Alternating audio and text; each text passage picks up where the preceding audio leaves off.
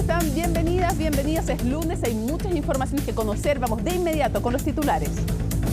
El ministro Carlos Montes solicitó la renuncia al jefe de asentamientos precarios, Ricardo Trincado. Él fue quien validó el informe del ex seremi de Vivienda, Carlos Contreras, previo a que estallara el caso Democracia Viva. Desde la oposición aseguraron que nuevamente, comillas, se cortó el hilo por lo más delgado, mientras siguen las críticas al titular de Vivienda y al jefe de asesores de La Moneda. Cerca de 400.000 vehículos saldrán de la capital este fin de semana largo, por lo que se va a implementar un plan de contingencia en las carreteras. El jueves, desde las 16 horas, se va a cerrar parte de la Ruta 68 por la peregrinación de Igualo Vázquez y además se va a implementar el peaje a Luca, principalmente en la Ruta 5. Hoy se conocen más antecedentes del millonario fraude a FONASA. El caso involucra a 36 detenidos, quienes creaban sociedades falsas con médicos para luego cobrar licencias a través del COMPIN. El desfalco alcanzó, escuchen bien, los 4.200 millones de pesos. Y en temas internacionales, Venezuela aprobó en un referéndum no vinculante anexar el territorio de Esequibo, una zona que mantiene en una disputa histórica con Guyana. Según el Consejo Nacional Electoral, más del 90% de los votantes respaldó la anexión.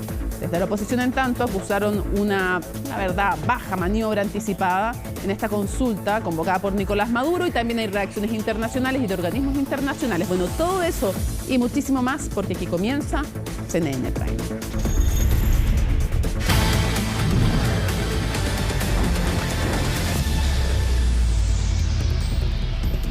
Comenzamos contándoles que los ministerios de Salud y también de Educación anunciaron el adelanto de las vacaciones de invierno, ya lo saben, para el próximo año por la circulación de virus respiratorio, lo que están proyectando. Bueno, ¿cuándo están estipuladas? ¿Cómo se lo tomaron también los especialistas? Nos cuenta Natalia Muñoz. ¿Cuántos años tiene? 2 meses. ¿Le están buscando por distintos hospitales? Sí. Y acá en este hospital le dijeron que no hay cama. No hay cama. No lo pueden entubar todavía.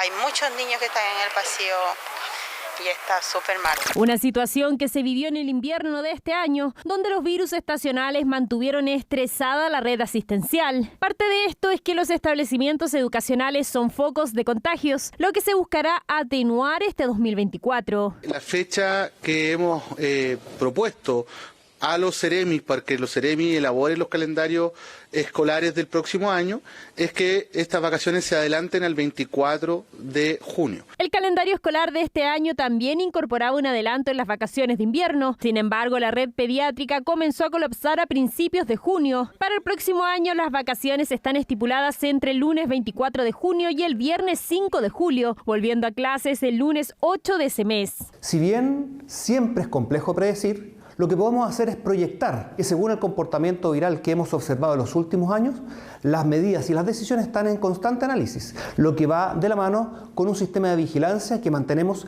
siempre activo. De hecho, ya llevamos 2 años consecutivos post pandemia en el que hemos tenido grandes dificultades en materia epidemiológica justamente en el periodo invernal, con altas tasas de contagio, lo que pone en riesgo la salud de nuestros estudiantes.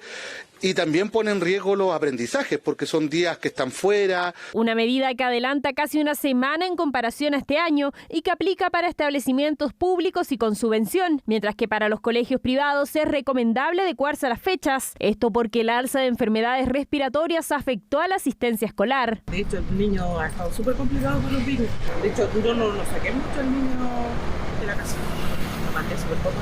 Retomé ahora hace poco la presencialidad porque solamente yo estaba haciendo teletrabajo por lo mismo y no salía de la casa para cuidarme y para priorizar por la salud de mi hija. Las vacaciones coincidirían con el aumento de enfermedades respiratorias, así se evitaría que los estudiantes se expongan. Sin embargo, especialistas dicen que se podría retrasar el contagio en vez de evitarlo. Que deberían adelantarse y prolongarse, puesto que si adelantamos las semanas, solamente postergaríamos el pic de las enfermedades respiratorias, específicamente el VRS. Puede variar año tras año y esto es una apuesta.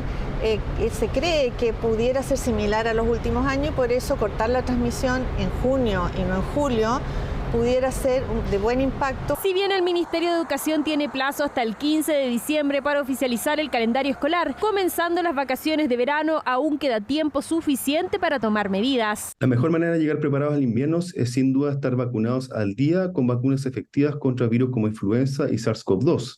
Y durante los meses invernales, por supuesto, tener cuidado de no exponerse innecesariamente a infecciones respiratorias, sea usando mascarilla o también protegiendo a los demás mediante el uso de mascarillas. Con la disponibilidad de las vacunas contra la influenza que estén tempranamente en nuestro país para poder ser distribuidas a lo largo de Chile y comenzar a vacunar lo más precozmente posible. El primer año, una de los niños que se reintegraron al colegio, se reintegraron, se empezaron a enfermar más porque no tenían conocimiento o memoria inmunológica para ciertos virus, y nos queda algo de eso, si bien no tan importante como los primeros años post pandemia, pero aún queda una masa de niños que ha estado poco expuestos. Con la experiencia vivida este año, el gobierno ya adelanta medidas, mientras padres y apoderados deberán asumir que estas vacaciones de invierno no serán en el mes de julio como lo era habitualmente.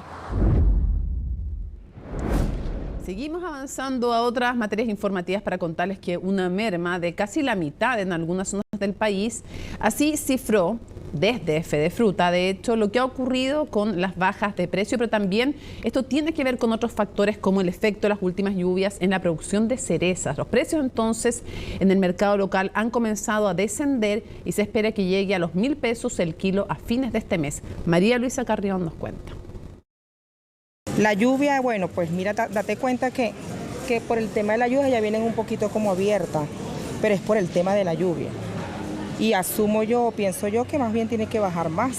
Bajar más hasta rondar los 1.000 pesos el kilo. Aunque esta fruta haya llegado dañada, lo cierto es que el sabor se mantiene y es por eso que las cerezas son una de las favoritas en esta época del año. Yo aprovecho los precios más baratos y sí, voy a seguir comprando igual. Sí, pues hay que aprovechar la bajada del precio. Así, pues yo paso a comprar porque conviene. Así que ahí se va con cerezas para la casa. Sí, no, y compré el sábado y ahora otra vez, imagínate. Es que ¿quién podría resistirse a unas cerezas y más ahora que su baja en el precio se nota en el presupuesto familiar? Porque si las primeras llegaron a ferias y supermercados costando más de 2.000 pesos el kilo, esa barrera se rompió y ha ido descendiendo su valor, aunque no como todos quisieran. El precio de la fruta, que está un poco alto, quizá la frutilla, la cereza. La cereza está a 1.500 pesos el kilo hoy día. Pero a esta altura, el año anterior ya estaba a 1.000 pesos. Se ha mantenido el precio, más bien había llegado, la primera vez cuando llegó hace como 2 semanas, llegó entre 3.000 y 4.000. Ahora se ha mantenido a 1.400, 1.200 y hasta en 1.000 pesos. Todo depende, eso sí, de la calidad de la fruta y de su calibre. Ya es reconocido en el gremio y por las autoridades que las últimas lluvias afectaron las primeras cosechas de cerezas. La producción se vio mermada, sobre todo en las variedades Royal Dawn y Santina. Hemos tenido 3 efectos importantes esta temporada. Primero, el poco frío, que afectó la cuaja, la floración y cuaja en las variedades tempranas. Y posterior, 2 lluvias que sin duda que afectaron en términos de partidura, ¿no es cierto?, la fruta. Hoy día, terminando ya la fruta temprana de la semana 47, estamos viendo efectos y mermas a lo menos de un 50% y en zonas reportadas en Curicó de hasta un 60 y 80% de merma. Merma que se traducirá en menos exportaciones de la fruta. Si se proyectaba un crecimiento para esta temporada en torno al 15%, esa cifra bajó hasta quedar en un dígito. Desde Fedefruta estiman que estará por debajo de las 80 millones de cajas. Incluso señalan que algunos huertos solo pudieron cosechar un 20 o un 40% de lo que tenían presupuestado. Ahora viene el pic de producción, diciembre, enero. Como ustedes saben, Chile exporta el 90% su cereza al mercado chino, que en torno al Año Nuevo chino se provoca el pic de producción. Y una parte importante de ella, por temas de calibre y de presentación, queda en el mercado local, pero tiene la misma calidad, a veces no cumple ciertas condiciones estéticas y de calibre. pero es una cereza de calidad. Así, en la actualidad, en la región metropolitana, el kilo de cerezas ronda los 1.500 pesos. Los problemas están en las zonas extremas. En Arica puede incluso llegar a los 3.000 pesos y en los lagos superar los 5.000 en supermercados. Esto principalmente por los costos de transporte y comercialización. La buena noticia, al menos para una parte del país, es que los precios comenzarán a bajar porque en diciembre aumenta la cosecha. Los expertos vaticinan que durante diciembre, más hacia la Navidad, y en enero debiéramos tener un precio más cercano a los 1.200 pesos de la cereza y no como está hoy día entre 1.500 y 2.000 pesos. La otra buena noticia es que puede ya acompañar las cerezas con otras frutas de estación que entran al mercado, que al comienzo puede que duela un poco más costear, pero conforme avanzan las semanas serán más apetitosas en sabor y en precio. Este mes, las ISAPRES deben notificar a sus afiliados de la rebaja de los precios de la prima GES tras el fallo de la Corte Suprema. Esto implicaría una disminución de sus ingresos del 12% en el mes de enero, lo que tiene en alerta a las aseguradoras y también al resto del sistema privado. Desde el gobierno, en tanto, intentan acelerar el debate por la ley corta de ISAPRES, como nos cuenta Colomba Eijols. Ante la inminente aplicación del fallo GES que dictó la Corte Suprema, el debate en torno a la crisis de las ISAPRES se ha intensificado durante las últimas semanas. Con la llegada del último mes del año, las aseguradoras deberán notificar a sus afiliados de las rebajas de los precios de las primas, lo que implicaría una disminución de ingresos del 12% en enero. Desde la Asociación de ISAPRES presionan al gobierno a tomar cartas en el asunto, una postura que ha sido cuestionada desde el oficialismo. Acusar al gobierno de ser inactivo no me parece justo. Han mandado la ley corta, han establecido una serie de mecanismos de conversación. Yo creo que los que han sido inactivos y se han victimizado son las ISAPRES, porque no han hecho ninguna propuesta, están ahí esperando que el Estado reaccione, cuando en realidad todo esto es consecuencia de su mala administración. El gobierno ha hecho bien en enviar una ley corta para solucionar el problema, en el sentido de darle más plazo a las ISAPRES para devolver estos recursos, porque la sentencia de la Corte Suprema hay que cumplirla. La Corte Suprema descartó aplazar la implementación de sus fallos y anuló las alzas aplicadas desde octubre de 2022, lo que implica que las ISAPRES deberán volver a los precios del periodo anterior.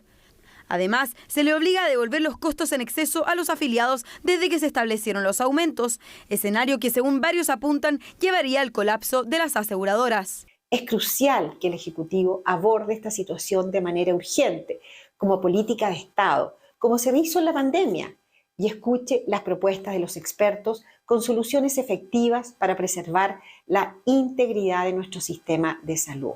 Hay quienes creemos que lo que ha faltado, digamos, es una señal de liderazgo concreta. Es decir, acá el Ejecutivo, al ser una materia propia de seguridad social, tiene la iniciativa de las soluciones legislativas. Creemos que gran parte de la solución es legislativa o también, por cierto, apoyada en algunas medidas administrativas que podría haber tomado la Superintendencia de Salud.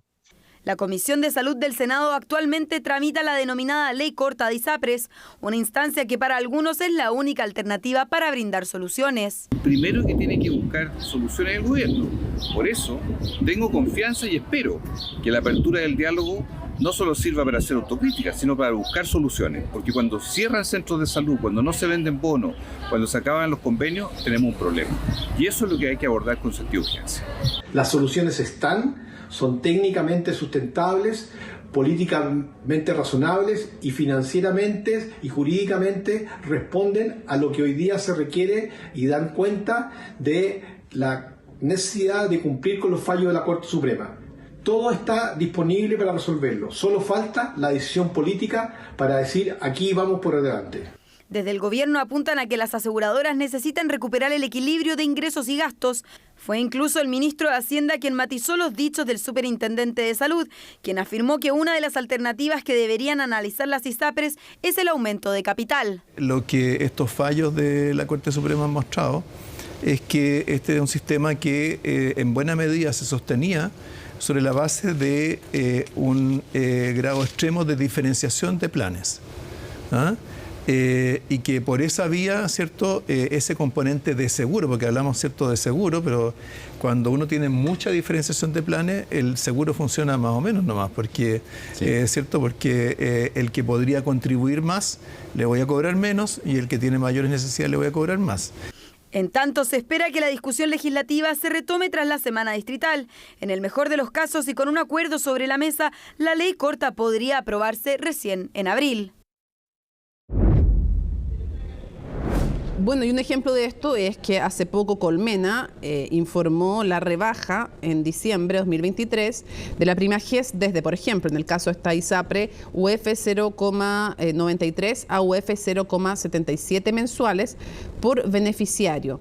Y bueno, justamente junto con eso hablan del rol que ellos creen que tienen en el sistema de salud importante para las personas, y la discusión de fondo va a ser si con estas medidas y con estos fallos a futuro el sistema es sustentable o no, porque una cosa es, como ha dicho la justicia, lo que tienen que devolver por cobros que dentro de la legalidad se excedían, y otra es cómo se hace que esto sea sustentable. Pero ahora vamos de inmediato con más noticias. El ministro de Vivienda, Carlos Montes, pidió la renuncia del jefe de asentamientos precarios. Todo esto en el contexto del caso Convenios. Ricardo Trincado había asumido el cargo a petición del jefe de cartera, quien continúa siendo cuestionado por la oposición. ¿Por qué pide la renuncia? Nos lo cuenta en su nota Estefanía Bustamante. Un inevitable paso al costado que lo convirtió en la cuarta baja al interior del Minbu. Fue el ministro quien se vio obligado a pedir la renuncia del jefe de asentamientos precarios, que en junio recibió un informe desde Antofagasta que alertaba sobre democracia viva. Este documento o esta comunicación ya estaba a disposición de la Fiscalía conforme a los antecedentes que proporcionó al inicio de la investigación cuando se realizó la denuncia el ministro de Vivienda. Por tanto, no es un antecedente nuevo. Por eso su salida no fue sorpresiva, pero sí necesaria. La idea es descomprimir la crisis reinstalada en el Minbu tras ser allanado por la Fiscalía. En la misma jornada que el ex seremi de Vivienda ponía en duda el conocimiento que tuvo el gobierno antes de que estallara el caso. No dudamos ni de la probidad, ni que sea una persona corrupta, ni mucho menos. No creemos que vaya por ahí el caso de Montes, pero generalmente se corta por lo más delgado del hilo. Se trata de personas que no tienen cargos políticos muy relevantes. Querer construir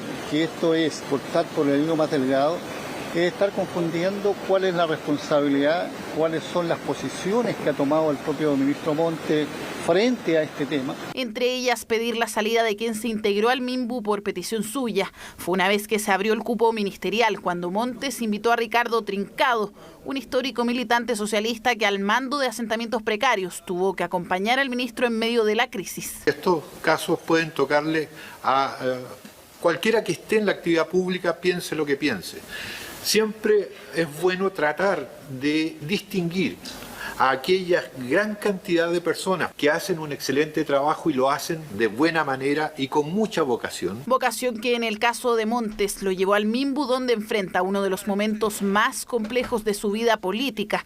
Para antiguos compañeros de militancia, Montes fue traicionado en la confianza que depositó en gente que tenían una ética distinta. El ministro Montes ha dado muestras claras de su compromiso con la verdad y por lo tanto seguir insistiendo en responsabilizarlo a él de todo este tipo de cosas me parece que es, además de injusto, es simplemente un ejercicio de pequeña política donde se busca sacar dividendos pequeños. Concurrió al Congreso, entregó toda la información que había que entregar. Entonces, volver sobre lo mismo, que ya se ha dicho, la verdad es que es poco provechoso desde el punto de vista de los desafíos que tenemos por delante. Objetivo que no ha sido fácil llevar adelante cuando los cuestionamientos a Montes podrían materializarse en una acusación constitucional en el Congreso, allí donde también se ha cuestionado, tanto desde la oposición como en parte del oficialismo, al jefe del segundo piso, Miguel Crispi, por su grado de conocimiento previo del caso. Todos los presidentes y presidentas de partido hemos trabajado alineados como coalición de gobierno en avanzar en los problemas que le afectan a la ciudadanía. Hay personas en particular que han hecho algunas críticas, pero en ese sentido la manera de hacerlo es con responsabilidad, con antecedentes. Como asesor y como parte de todo este grupo que creo yo sabía perfectamente lo que estaba haciendo, me parece que está en una posición insostenible. El caso del ministro Montes me parece que es algo distinto. Él dirige un ministerio en el que han pasado muchísimas cosas. Y difícilmente será un capítulo con pronto final en el Minbu, en medio de las indagatorias que lleva adelante el Ministerio Público, particularmente en la región de Antofagasta. No puedo compartir información sobre las diligencias pendientes. En otra causa había consideración de que se encuentran bajo reserva, y en consecuencia le ruego que me excuse sobre el particular. Muchas gracias. En estricta reserva continuará la causa, donde parte de los involucrados, como Crispi, Contreras y Andrade, han pedido a la Fiscalía una fecha para declarar ante la justicia. Solicitud que aún no tiene respuesta del Ministerio Público, que ya citó a la ex subsecretaria de Vivienda, Tatiana Rojas. Las asociaciones de magistrados y fiscales solicitaron a la Corte Suprema evaluar nuevas medidas de seguridad ante las amenazas que han recibido en medio de indagatorias relacionadas con el crimen organizado. El ministro de Justicia, Luis Cordero, anunció que se va a reunir con los jueces durante esta semana de ello, y más nos cuenta Valentina Nieto. Sabemos cualquier cantidad de hermanos que estamos unidos en la calle, vuélvanse locos, que se van a morir toditos, mira. Es la amenaza una de sus más frecuentes herramientas. La utilizan por rencillas, pero también para marcar su territorio. Es la expresión del crimen organizado, que lejos de limitarse a bandas rivales, ha comenzado también a dar pasos más allá. No estamos enfrentando ya, entre comillas, al imputado común y corriente. Estamos enfrentando a organizaciones, a redes, a bandas criminales que naturalmente utilizan cualquier mecanismo para inhibir la acción de los fiscales, inhibir la acción de la justicia. Es un tema que está afectando a toda la región, a varios países ya han habido hechos gravísimos. Nosotros no queremos esperar que sucedan hechos graves, digamos, para después ser reactivos. Aquí nosotros evidentemente tenemos que tener una actividad preventiva en materia de seguridad. Y es que las amenazas a fiscales y jueces parecen ya no ser hechos aislados. La preocupación es ahora cómo proteger la seguridad de quienes sancionan e investigan a bandas cada vez más sofisticadas y violentas. Por eso, la Asociación Nacional de Magistrados pidió a la Corte Suprema tomar medidas. Se solicitó la creación de una mesa técnica permanente, tanto con el Ministerio Público, Defensoría, con personas, organismos de público de seguridad y también de inteligencia. No solo eso, porque además se pidió reevaluar la publicación de datos personales de jueces y juezas. Esto para evitar que organizaciones criminales utilicen dicha información, tanto en su contra como de sus familiares. Un llamado de alarma que fue acogido también desde el gobierno. Nosotros esta semana vamos a tener una reunión con ellos y vamos a poder evaluar la situación que ellos están diagnosticando, pero esto es un trabajo fluido que nosotros ya tenemos con la Corte Suprema. Esa inquietud la vamos a acoger de alguna manera de conformidad a los antecedentes que nos sean proporcionados. Inquietud que no es reciente, y es que desde el año pasado el ministro de la Corte Suprema, Manuel Antonio Valderrama, se encuentra trabajando en la materia. En septiembre de 2022, de hecho, tanto el máximo tribunal como la Fiscalía y la Defensoría Penal Pública firmaron un convenio para mejorar la seguridad dentro de los tribunales. Él está trabajando en eso, así que esperamos cuando nos informe al Pleno, veremos las medidas que podemos tomar. ¿Hay alguna fecha establecida? No, nada todavía. Por ahora nada concreto. Lo cierto es que la preocupación aumenta no solo entre los magistrados, también en el Ministerio Público. Y es que según datos de la Asociación Nacional de Fiscales, más del 40% de los persecutores dice haber sido amenazado en el último tiempo. Más del 80%, el lugar que menos seguro se siente es en los tribunales y sus alrededores. Tenemos problemas respecto de los accesos diferenciados también en alguna fiscalía. Y también ahí creo que es costo cero el permitir que los fiscales puedan ingresar por vías que no son las vías públicas. Una propuesta que resuena con fuerza tanto para fiscales como jueces. Lo hace también el permitir una mayor cantidad de audiencias telemáticas, lo anterior para prevenir posibles amenazas y represalias, tanto de imputados como de sus familiares. Estamos viviendo prácticamente todas las semanas situaciones que nos alertan respecto del tema de la seguridad. Pero insisto, yo creo que aquí lo que se necesita es que todos los actores involucrados se sienten y diseñen e implementen una política de Estado de protección a los operadores del sistema de justicia. Compartimos la preocupación o el interés de los magistrados en que estos sientan que están en condiciones de seguridad en sus puestos de trabajo y en sus tribunales que les permitan trabajar tranquilamente y tomar las mejores decisiones en el contexto de sus atribuciones. Amenazas a magistrados y fiscales que encienden las alarmas sobre el avance del crimen organizado en el país y en donde tomar medidas a tiempo tiempo parece ser la clave para evitar que permee también a otras instituciones del Estado. Se van a morir todito, mira, para que estén claros. El presidente Gabriel Boric está de visita en la región de Los Ríos, donde se ha reunido con autoridades y ahora encabeza la inauguración del Congreso Iberoamericano de Municipalistas. ¿De qué se trata todo aquello? ¿Cuáles han sido las actividades? ¿Quién lo sabe? Como siempre, pues Ivo Goit se los cuenta primero y mejor aquí en CNN Chile. Ivo, ¿cómo estás? ¿Cómo estás, Mónica? Muy buenas noches acá desde Valdivia, desde la región de Los Ríos. Tenemos junto a Claudio Omar el gusto de saludarte a ti y a quienes nos están viendo en una nueva gira regional del presidente de la República, Gabriel Boric, quien pasada las 5 de la tarde llegó hasta la región de Los Ríos, específicamente hasta Valdivia, para esta gira que lo va a tener acá hasta el día miércoles con muchísimas actividades, Mónica, y con muchos temas en carpeta. De hecho, lo vamos a ver hablando de salud, de seguridad, de agricultura, entre otras materias. El presidente de la República, Gabriel Boric, el día de mañana con reuniones políticas también. Te cuento que se atrasó un poquito este vuelo el día de hoy acá a la ciudad de Valdivia. Se nos explicaba que el presidente tuvo reuniones importantes en el Palacio de la Moneda porque estamos en una época del año en la que faltan muchos nombramientos. O sea, no sabemos lo que pasa con el Contralor, lo que pasa en la Corte Suprema, en el Tribunal Constitucional, también en tribunales ambientales, así que el presidente ha sostenido importantes reuniones. Se sabe que hay que llegar a acuerdos. No han sido ninguno de los nombramientos propuestos por el Ejecutivo para distintos cargos durante la gestión del presidente Boric ha sido fácil. No es que no solo no haya sido fácil para él, sino que también para los gobiernos anteriores, porque esto necesita un quórum alto de acuerdo, y muchas veces se han ido cayendo distintos nombres, y es por eso la importancia. Estamos en una época del año importante donde hay que proponer estos nombres y comenzar las conversaciones, pese a que puedan tomar bastantes meses después para ya finalmente poder llenar estos cargos a través de las distintas votaciones y se ratifique en el Congreso.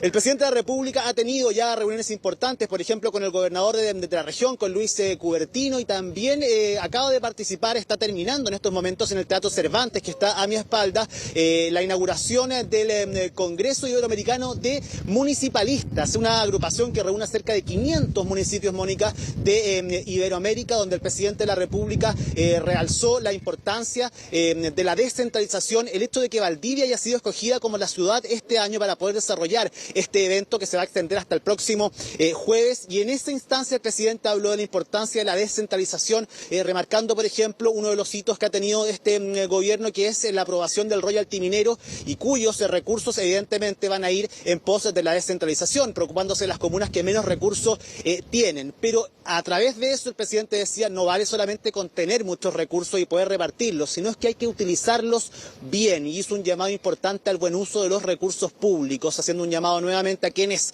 se han aprovechado de estos recursos para enriquecerse de manera ilícita. El presidente también hablaba acerca de los delitos que se han cometido, que esto no importa quién los cometa, de qué partido sean, que hay que contenerlos con muchísima fuerza, porque esto finalmente termina dañando la democracia, y bien lo sabemos que el gobierno no ha podido sacudirse en relación a lo que ha sucedido con el caso Convenios, que en las últimas 2 semanas se ha reactivado con muchísima fuerza, y es por eso que el presidente nuevamente habla acerca de corrupción, del buen uso de los recursos, y quiero que pasemos a escuchar precisamente qué fue lo que dijo el presidente de la República hace solo algunos minutos acá en el Teatro Cervantes, en esta inauguración del Congreso Iberoamericano de Municipalistas.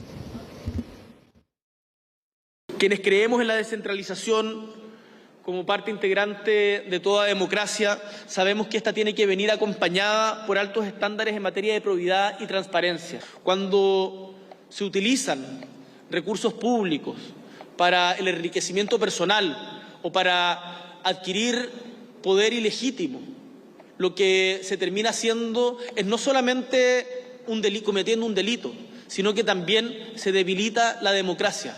Y cuando se debilita la democracia es el advenimiento de los populismos en su peor sentido. Y por eso es tan importante que seamos implacables en la persecución de la corrupción, y para mí es tremendamente relevante que ese mandato se cumpla sin importar que quienes lo vulneren sean de un sector u otro. Y lo hemos estado haciendo, por ejemplo, con la presentación que hicimos hoy día en la mañana de la primera Estrategia Nacional de Integridad Pública del país, o con las modificaciones que introdujimos a la Ley de Presupuesto. Ahí está, Mónica, parte de la intervención del presidente de la República, Gabriel Boric. Como te cuento, fue solo hace algunos minutos porque sus palabras fueron las que cerraron finalmente esta ronda de distintas autoridades, entre ellas la alcaldesa de la ciudad de Valdivia, Carla Antman, y representantes también de Uruguay y de México, quienes se hicieron presentes en este congreso. En una ceremonia que ha contado con actos artísticos también, y que ya está pronto a terminar a la salida del presidente. De hecho, nosotros estamos justo en el frontis por un costado del teatro. Nosotros salimos de esta ceremonia para poder contarles efectivamente lo que había pasado con el presidente de la República. Te cuento que mañana vamos a ver al presidente y lo vamos a seguir en las comunas de Los Lagos, en Lanco y también en Mafil. En Los Lagos, una ceremonia importante se va a desarrollar, van a poner la primera piedra del futuro hospital de la comuna de Los Lagos, acá en la región de Los Ríos. Posteriormente, el presidente de la República va a tener una actividad junto al ministro Valenzuela relacionada con la agricultura, todo esto en la comuna de Lanco, y finalmente una importante reunión con los alcaldes de la región y también con los parlamentarios en la comuna de Mafil. Así que vamos a ver al presidente bien activo, hablando de temas que están en el centro del debate del día de hoy, como es el tema de la salud, el tema de la agricultura y también lo que va a pasar con el reforzamiento para los incendios forestales. El día de hoy el presidente dijo que había hablado por teléfono con el presidente de Bolivia, Luis Arce, en relación a los incendios que están afectando al país vecino, y más tarde una actividad ya más política. Y el día miércoles, te adelanto que lo vamos a ver al presidente hablando de temas de seguridad, y entre martes y miércoles vamos a tener un punto de prensa del presidente de la República, Gabriel Boric, contestando, por supuesto, preguntas de contingencia. Hay muchísimas, Mónica. Es que eso te iba a preguntar si estaba, porque una cosa es lo que habla en los discursos y otra es si estaba hablando con la prensa o no. Antes de que me contestes eso, que tú ya lo adelantas, me adivinaste, pero el pensamiento, Ivo Goich, dar cuenta de que Mafil un pequeño impasse para el presidente, porque el Consejo Municipal rechazó por 4-3 la idea de declararlo ciudadano ilustre. Mafil era una propuesta del alcalde de la comuna, no es una propuesta del presidente, si esto no lo hace la persona a la que le quieren dar ese homenaje, era una propuesta del alcalde Claudio Sepúlveda, PPD, y 4-3 los opositores se negaron a declararlo ciudadano ilustre, que es algo que habitualmente se hace con los presidentes, pero bueno, en el contexto político que estamos, la verdad es que no ocurrió así. Y solamente cerrar preguntándote eso, de la relación con la prensa, ¿cómo está?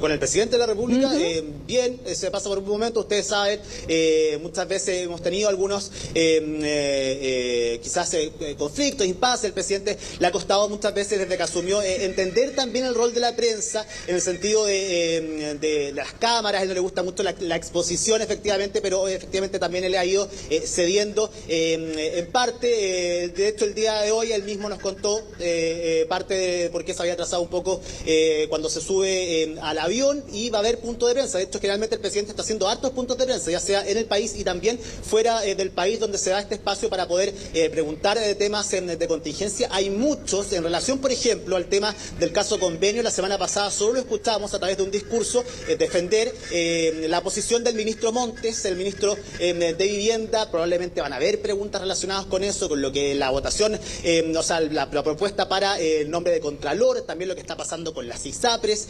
Hay varios temas, el tema de la campaña, que también por el plebiscito que ha sido bastante bullado, la posición que ha adoptado el Ejecutivo y las críticas que les ha traído también ciertos discursos que se han dado durante las últimas semanas. Así que es un contexto bastante especial, solo 2 semanas del plebiscito. Por supuesto que los ánimos están más caldeados, y cualquier tipo de declaración puede ser leída en clave electoral, y eso por supuesto puede generar mayor revuelo, Mónica. Así que vamos a ver qué es lo que pasa durante los próximos días, donde al menos vamos a ver al presidente en el 5 actividades distintas y además con una posibilidad de conversar con los medios de comunicación. Seguimos atentamente entonces tu cobertura de esta gira presidencial. Muchísimas gracias, Ivo. Buenas noches. Buenas noches, Mónica, que esté muy bien. Está súper en vivo, aunque se ve clarito, está súper, hiper en vivo Ivo Goich desde cuando son las 9:18 desde Los Ríos. Bueno, más de 4.200 millones de pesos sería el monto de un eventual nuevo fraude a FONASA. Esta vez involucra al clan familiar de los Quilodrán, quienes habrían cometido este delito a través de empresas falsas. Hasta el momento, 36 personas han sido formalizadas por este caso que reportó Belén Saldías. Hasta las 2 de la mañana de este viernes se extendió la audiencia de formalización de los 30 imputados involucrados en una red criminal dedicada a la venta venta ilegal de estos documentos. Y un año después la historia se repite casi de la misma forma. Eso sí, ahora no son solo médicos los involucrados como en aquella instancia, sino que principalmente un clan familiar que se dedicaba a la adquisición ilícita de licencias médicas para luego obtener la subvención estatal, en lo que se ha considerado como una de las aristas del caso del fraude a FONASA. Habían diseñado todo un esquema y una estructura a través de la creación de empresas falsas y que tenían como objeto, a través de la contratación de trabajadores que de manera ficticia lograr la emisión de licencias médicas. Así funcionaba el clan familiar de los Quilodrán, quienes eran los cabecillas de esta organización y que utilizaban como fachada estas tres empresas: Asesoría Seguridad SSP Chile, Seguridad Privada Express Security Limitada y Transportes de Pasajeros y de Carga Verónica Limitada. En febrero de este año comenzaron a ser investigados. Esto nace primero de una denuncia de la Caja de Compensación que detecta que habían empresas que registraban más del 80, cerca del 90% de los trabajadores con licencias médicas, lo cual resulta altamente sospechoso, y casi todas las licencias médicas también eran del espectro de licencias tipo psiquiátrica. Bajo este mecanismo, la organización logró defraudar a FONASA en más de 4.200 millones de pesos, ya que, según indicaron desde la PDI, venían operando desde el año 2018. En total fueron 36 las personas que resultaron detenidas, 19 de ellos quedaron en prisión preventiva. De este grupo, solo 5 son médicos, al resto se le decretó arraigo nacional. Esta es una organización que está pensada para defraudar, ¿cierto?, al Estado, de acuerdo a las incautaciones que se hicieron, ¿cierto?, a la congelación de cuentas, a la recuperación de activos y de algún patrimonio que se les pudo incautar. Se está recuperando alrededor de 1.200 millones de pesos. Se les imputó una diversidad de delitos tales como el otorgamiento, la tramitación de licencias falsas, el fraude de subvenciones, el lavado de activos. Y el lavado de activos, toda vez que los productos de esta actividad ilícita eran invertidos en bienes muebles, inmuebles, capitales. Sin embargo, no serían los únicos, porque se presume que podrían ser cerca de 400 las personas involucradas. El dinero obtenido lo repartían en 3 tercios, 2 de ellos para el clan familiar y el restante se dividía entre los trabajadores que ponían sus nombres y los médicos. Los mecanismos, en el fondo, para mejorar los procesos vienen justamente dándose en marcha ya desde que se empezó a trabajar en esto hace más de un año, en donde no solamente el actor tiene eso, los FONASA, sino también, por supuesto, el COMPIN y todos los actores de alguna manera están invitados a mejorar los procesos para mejorar de alguna manera los filtros. Valoramos la acción realizada por el Ministerio Público respecto de esta nueva arista vinculada a la emisión de licencias médicas que podemos presumir son ideológicamente falsas. Seguiremos colaborando con la Fiscalía, entregando los antecedentes necesarios que le permitan perseguir responsabilidades penales y obtener el reintegro de las sumas defraudadas, como parte de nuestro rol en el cuidado del uso de los recursos públicos. Así las cosas, una nueva arista del denominado fraude a FONASA que recién comienza. El tribunal fijó un plazo de investigación de 120 días, por lo que podrían haber nuevos detenidos por este hecho.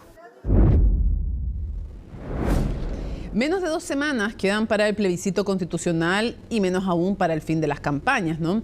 Recta final que pone la presión en los comandos que van a ir y van a pedir la ayuda a rostros emblemáticos para intentar convencer a los electores. Tema que reportó Macarena Román. ¡A favor! ¡Y cerramos esta cuestión! ¡En contra! ¡Mujer, vota en contra! Despliegue territorial a 10 días del término de las campañas. Si usted vengamos, ahí puede tomar la decisión que usted estime conveniente. El 14 de diciembre se pone fin a la propaganda. 3 días después será el plebiscito constitucional. Pocas jornadas, pero al parecer mucho que hacer. No, es que hay falta de información. Y como yo tengo poco tiempo, no me interioro de esas cosas. Bueno, se debería hablar un poco más del tema, ¿no? Y saber cómo son las cosas en realidad. Críticas de los ciudadanos a un mes de iniciada la campaña, un proceso que los expertos observan con particularidad. Es la elección que ha tenido y mostrado el más bajo desinterés, desconexión emocional, desinformación, desde probablemente el plebiscito de entrada. Por eso en las últimas semanas los comandos apelan a todas sus cartas, empujando a sus principales rostros a la contienda. Hola, soy Evelyn Matei Y al igual que tú, estoy cansada de la delincuencia. Votar a favor de la nueva Constitución es votar a favor de la seguridad. Pieza radial que comenzará a circular en las emisoras nacionales y que es la primera propaganda por el a favor de la alcaldesa Matei, que se suma al líder republicano. Hola, soy José Antonio Cast y te recuerdo que los que votamos rechazo el año pasado, ahora votamos a favor. A partir de esta semana y durante los 10 días que quedan, el a favor se va a desplegar con toda su figura. Es que en la oposición parecen estar conscientes que en el plebiscito se juegan algo más que la nueva Constitución. Si el presidente Boric fuera el portador de la propuesta, bueno, sería fácil votar contra Boric, contra la propuesta. Pero resulta que el portador de la propuesta es mucho más José Antonio Cast. O sea, si hay algún plebiscito que funcione, va a ser el plebiscito a Cast y su propuesta. Eso mientras en el en contra la decisión es clara, potenciar la postura de la expresidenta Michelle Bachelet. Votaré en contra. Chile no se merece una constitución que nos divida. Aparte de este video, desde el comando oficialista confirmaron que la exmandataria tendrá algunos minutos en la franja televisiva. Siempre va a estar de la mano, no solo de los proyectos que puedan seguir profundizando este camino, sino que por sobre todo advirtiendo cuándo se puede retroceder. De eso no me cabe la menor duda de parte de la presidenta Bachelet. Evidentemente la presidenta Bachelet siempre será bienvenida, siempre su mensaje será bien recibido, sobre todo en este tema, ¿verdad? Que es un referente para nosotros. Una campaña que analiza los expertos no tiene en su centro las preocupaciones de la ciudadanía. Yo tengo la impresión de que de aquí a marzo esto se va a haber olvidado, esto no va a ser tema y las urgencias de la sociedad van a seguir siendo las mismas que estamos teniendo hoy día. Urgencias que en la calle son diversas. La delincuencia ya está aquí, ya mi hija ya no salgo con mi hija los fines de semana porque ni siquiera la raza porque puedo ser asaltado. En este caso la salud, digamos la salud chilena es muy compleja. Yo ya llevo 2 años esperando una operación de un cálculo de vesícula, todavía no tengo la hora, imagínate. En derechos sociales. Eso es lo que falta. No tenemos garantizado el derecho de los niños, no tenemos garantizado el derecho de educación, ni de vivienda, ni de salud. Eso hay que garantizar. Garantías que para algunos puede traer la nueva propuesta constitucional, mientras otros optarán porque lleguen bajo la Carta Magna que rige actualmente. El destino de este proceso se conocerá el próximo domingo 17 de diciembre, cuando todos tengamos que acudir a las urnas de forma obligatoria. Bueno, viene fin de semana largo, ¿no? Yo creo que todos lo sabemos. Por eso es que las autoridades anunciaron un plan de contingencia en las carreteras que incluye medidas por la masiva peregrinación al santuario de Lo Vázquez. La estrategia considera, entre otras cosas, el cierre de una parte de la Ruta 68 y la aplicación del ya famoso peaje a Luca, principalmente en la Ruta 5. Un tema del cual nos va a contar en profundidad Pablo Figueroa, así es que anoten. Imágenes que dan prueba que con el paso del tiempo la peregrinación a Lo Vázquez es cada vez más masiva. Más asistentes significa implementar un mayor plan de contingencia. Y con el antecedente de que en 2022 la convocatoria fue de 1.300.000 personas, las autoridades se preparan para que este número al menos se repita el próximo viernes. La Ruta 68 va a estar cortada y por lo tanto las personas que salgan de la región metropolitana y que quieran ir a Valparaíso van a tener que optar planificadamente, por favor, por la Ruta 5 al norte y la Cuesta de la Dormida, Tiltil y la Cuesta de la Dormida. En la Ruta 5 al norte y al sur vamos a tener peaje a Luca el día jueves de 8 de la mañana a 1 de la tarde. Que vamos a tener que reforzar como de costumbre todos nuestros equipos de ayuda, nuestras grúas, nuestras ambulancias, tener activado el sistema ABC, ambulancias, bomberos, carabineros. La festividad en que miles de personas recorren cerca de 80 kilómetros por varias horas en la Ruta 68 lleva a que ésta se deje para el uso exclusivo de tránsito de peatones entre la noche del jueves y el viernes, lo que lleva a otra tradición: los atochamientos de los capitalinos que buscan salir en su vehículo aprovechando el feriado y visitar la costa. Vamos a estar desplegados en toda la Ruta 68, más de 330 carabineros, ¿cierto?, de orden y seguridad y de distintas especialidades. Toda la Ruta 68, la cual va a estar suspendido su tránsito desde, como bien decía la ministra, desde las 16 horas del día jueves 7 y hasta las 8 de la mañana del día 8 de diciembre. Se espera que salgan más de 373.000 autos de Santiago Entre el jueves y el domingo, cerca del 60% de ese número lo harían entre la tarde del jueves y la mañana del viernes. Por eso el gobierno contempla incentivos en los descuentos de los peajes, además de advertir que estas imágenes se repetirán.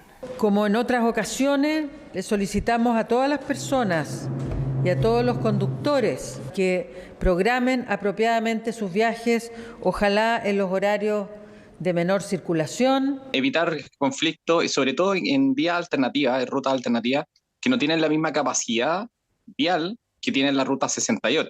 Entonces hay alternativas como la Cuesta La Hormiga o irse por la ruta 78, Camino del Sol, pero generalmente también se generan tacos y congestiones en variados puntos de la ruta. Además, habrán 30 grados a la sombra el mediodía del viernes en el trayecto a la iglesia, además del lento avance en las rutas, por lo que es bueno tener en cuenta algunos consejos. Lo ideal es mantenerse, ¿no es cierto?, cuando uno siente que el cuerpo está muy acalorado, lo habitual es que uno trate de buscar lugares con sombra, trate de usar sombrillas, ¿no es cierto?, para evitar que el sol esté directo sobre nuestro cuerpo, y sí, efectivamente sirve refrescarse, refrescar el cuerpo con agua. Lleven paños, que lleven ya sea una polera, un paño de algodón, un paño de plato, de estos para secar la loza, o toallas pequeñas, se pueden humedecer en agua a temperatura ambiente, y se pueden poner en lugares donde pasen vasos importantes. Por ejemplo, se ponen en el cuello, ayudan a bajar bastante la temperatura, en la frente, en la cabeza también. También habrán puntos de entrega de agua en el trayecto a la iglesia, mientras que habrán medidas especiales para quienes no se dirijan a la costa. Quienes usen la ruta 5 hacia el norte o hacia el sur tendrán peaje a Luca las mañanas del domingo y el jueves. Vamos a la política. Tras la renuncia de 26 de sus militantes y las críticas además al proceso constitucional, la directiva del Partido Republicano aseguró que sí se dio libertad de acción para apoyar la opción del a favor o del en contra, pero no para hacer campaña en contra del proceso. Los detalles nos los cuenta Francisca Cárdenas. Queremos comenzar con la recolección de firmas de militantes para este nuevo partido en formación. Partido que nació para impulsar la candidatura de José Antonio Kast y que hoy tiene a sus militantes en una pugna interna, apoyar la opción a favor de la propuesta constitucional o dar un paso al costado, como ya lo hicieron 26 de sus miembros, entre ellos el senador Rojo Edwards, por respaldar el en contra. Y como el partido declaró que no había libertad de acción, por supuesto que hay muchos militantes hoy día que están renunciando porque quieren poder defender sus principios sin ataduras. El en contra es lo único que cierra el proceso. Y eso lo tienen claro muchos diputados, pero no lo pueden decir porque efectivamente podrían perder el cupo. Y las principales razones para dejar la militancia son las diferencias internas con el ex candidato presidencial, conflictos con los más conservadores y las negociaciones con Chile Vamos durante la redacción de la propuesta. No obstante a eso, creímos que era prudente esperar la propuesta del nuevo texto para dar a conocer nuestra postura final. Y nos encontramos con un texto en el cual se mantuvieron, con respecto al anterior, ideologías netamente de izquierda y progresista. Por desgracia, el partido ha tomado un camino equivocado, ¿cierto?, al llamar a votar apruebo de un proyecto que es totalmente ajeno a los principios del partido. Pero lo que para algunos fue una fuga, para otros un alivio, al menos desde la directiva no lamentaron, pero sí valoraron la renuncia. Yo creo que lo que hace y lo que permite la salida del senador es precisamente ordenar al Partido Republicano que efectivamente están las personas que quieren trabajar de manera colaborativa, en equipo, colectivo, y no con afanes particulares o personales. Rojo Edwards hace semanas se pronunció en contra de la propuesta junto a otros 2 senadores con cupo en RN, disconformes con el texto. Ahora pretenden crear un movimiento, según dicen, de carácter libertario. Yo espero que la gente vote en contra, porque no podemos permitir que un grupo de empresarios que tienen dinero en compañía de esta derecha cobarde que no ha sido capaz de poder frenar los abusos que se tienen como país o tener sintonía con los problemas reales de la gente, obviamente que eso a mí no me parece que es correcto. La instrucción a los diputados en el Partido Republicano fue no referirse a la fuga de militantes y solo hablar de los puntos que consideran positivos de la propuesta constitucional. Si las derechas se mimetizan, que es lo que pasó con Chile Vamos y Republicano, si se desconectan de la ciudadanía, si se elitizan, es natural natural que se produzcan cambios en la configuración del tablero. Kast dejó así un espacio de representación y seguramente lo que vamos a ver será una disputa entre distintas personas o grupos por llenar ese espacio. Renuncias que se suman a otras, a solo días del plebiscito, mientras José Antonio Kast realiza despliegues y visitas regionales intentando conquistar para una propuesta que dividió a su propio partido. Bueno, discusiones centradas en materia de salud, acuerdos de seguridad alimentaria y decisiones en torno al Fondo de Pérdidas y Daños son algunos de los avances en esta última edición de la Conferencia de las Partes, de la COP28. ¿Cómo sigue la conversación sobre la eliminación o la baja en el uso de los combustibles fósiles y cómo se financia más este proceso? Lo vemos en el informe de Miranda Aspe. Mientras en Bélgica las manifestaciones se escuchaban así, en Emiratos Árabes continuaban las discusiones. Ya van 4 días de anuncios y avances en donde la Conferencia de las Partes ya ha logrado reunir 57.000 millones de dólares. Líderes mundiales, negociadores y expositores quienes han centrado la conversación en torno al financiamiento, la mitigación y adaptación de la crisis climática. Conversaciones que se vieron opacadas tras dichos del sultán Al-Jaber, presidente de la COP28, quien tras la filtración de una conversación donde aseguraba que no existía evidencia de que la ciencia respalde la eliminación progresiva de los combustibles fósiles, salió a desmentirlo. Permítame decir desde el principio que todo en lo que esta presidencia ha estado trabajando y sigue haciéndolo se centra en la ciencia.